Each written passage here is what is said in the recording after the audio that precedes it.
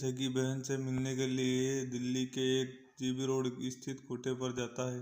उसके साथ उसके कमरे में काफ़ी देर तक रुकता है, लेकिन जब उसका समय खत्म होने को था तो बाहर से उनका दरवाज़ा खटखटाया जाता है कि तुम्हारा टाइम जो है वो ख़त्म हो चुका है, अब तुम्हें बाहर निकलना पड़ेगा। वह कहता है कि वह अभी थोड़ी देर और इस लड़की के साथ रहना चाहता है,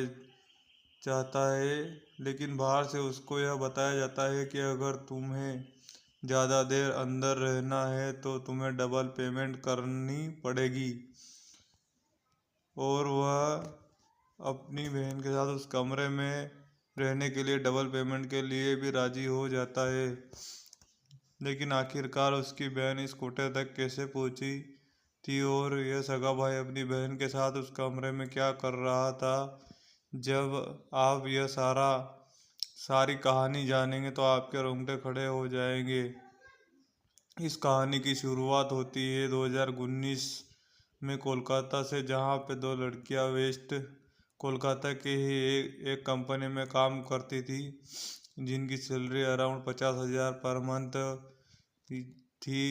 दोनों लड़कियां बेस्ट फ्रेंड थी और इन्हीं में से एक लड़की का नाम रिया था, जो अपनी बेस्ट फ्रेंड के पास जाती है, जिसका कहानी में हम रानी बताएंगे, क्योंकि उसका असली नाम हम नहीं ले सकते इस कहानी में।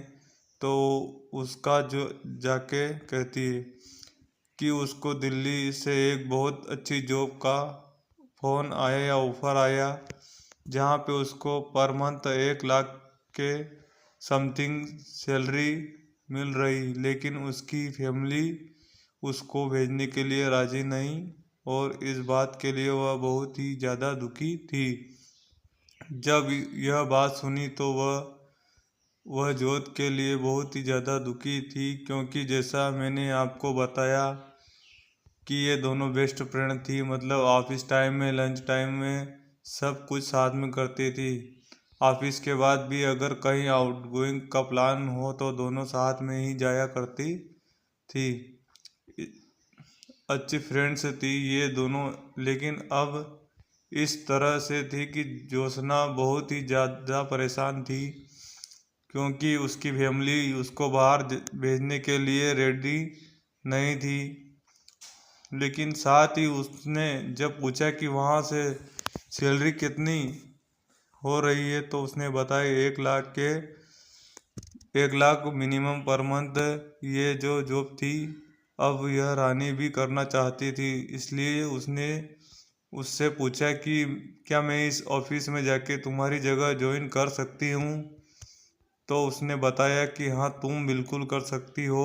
और उसने कहा वहाँ से एक लड़का भेजा जो रानी को वहाँ छोड़ के आया। तो जो रानी थी यह अब इस ऑफिस में पहुँच जाती है। 11 जून 2019 को वहाँ पे इंटरव्यू में से पहले बैठी हुई थी और काफ़ी नर्वस भी लग रही थी। इतनी ही देर में एक चाय वाला वहाँ पे आता है ऑफिस के अंदर, जो कि ऑफिस का ही काम करने वाला था, और वह उसको पूछता है कि मैडम आप चाय लेंगे या नहीं।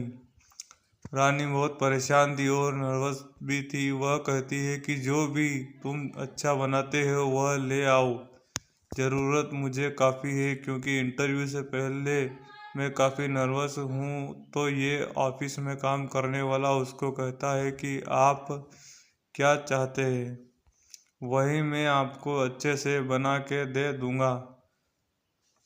तो उसको तुम जाओ और अच्छे से चाय बना के, अच्छी सी कड़क वाली चाय बना के लाओ, ताकि उसको थोड़ा कॉन्फिडेंस मिल जाए। इस इंटरव्यू से पहले अब वे काम करने वाला जाता है और एक अच्छी सी चाय बना के उसको दे देता है। वो पीती और थोड़ी ही देर में उसको ऐसा लगता कि उसको बहुत नींद आ रही है, और अचानक से वह बेहोश हो जाती है। वह इंटरव्यू देने बैठी और उसको यह लग रहा था कि शायद वो थोड़ी ही देर में इंटरव्यू देगी, लेकिन उसके साथ जो हुआ था इससे कहीं ज़्यादा भयानक था। जब रानी की आंखें खुलती है तो वह उसका धुंधला दिखाई देता है। उसको दिखता है कि वह एक बेडरूम के अंदर है, जहाँ पे एक बेड पे लेटी हुई है और उसके सामने एक बूढ़ा इंसान खड़ा हुआ है जिसके शरीर पे कोई भी कपड़ा नहीं था। जब वह खुद को देखा तो उसके शरीर पर भी कोई भी कपड़ा नहीं था। वह चीखती चिल्लाती है, उस इंसान से लड़ती है और वहाँ से निकलना चाहती थी, लेकिन उसको कुछ ऐसा दिया गया था चाय में जिसकी वजह से ऐसा लग रहा था कि उसके शरीर में अभी ताकत